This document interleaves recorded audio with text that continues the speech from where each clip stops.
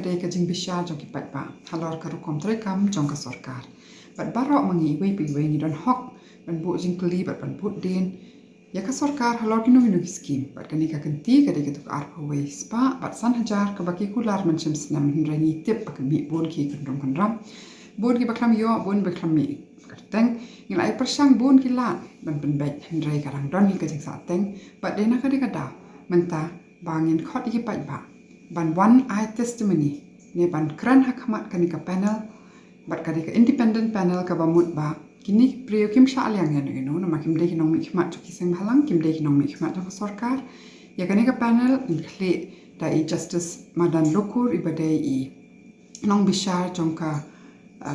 yang syari ba he tam hari India ka Supreme Court di bala retire indon lang iba Rudi Wajri badai I officer bashit mi khmat na benta ka India shaki ri baper indon ikong mina kharkongor iba judai ha Child Rights Commission ikong IT merthong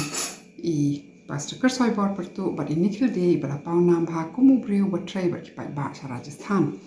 tengi kentu ya pi ban shim gani ka kapu na marka surjong pi ka long kong san ni hap ban hold the government accountable. That is why we're holding this public hearing. It's a very good independent panel headed by Justice Madan Lokur, and we hope that finally that COVID ex gratia, which was promised last year, will be sorted out and the last person will receive this money, which is their right. Menta nila khotru ya ki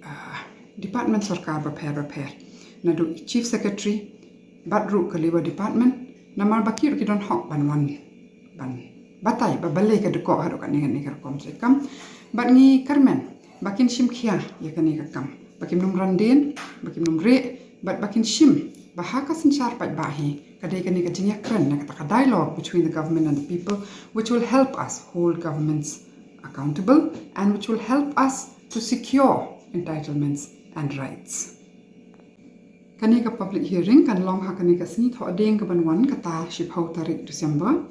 haka Cathedral Hall ka badon hangte hayim mini ba Catholic hala yang khra na do shipau Westminster tingia wer ni kerpat ya phi ba phin wan ban shim ban talang ha kanika public hearing but la pi don kinu inu kijing kli pila ban phone yangi pha de message link ba ki social media platform khanang ba ngin yo ya shem haka shipau tarik ba ngin yo e pen bet eki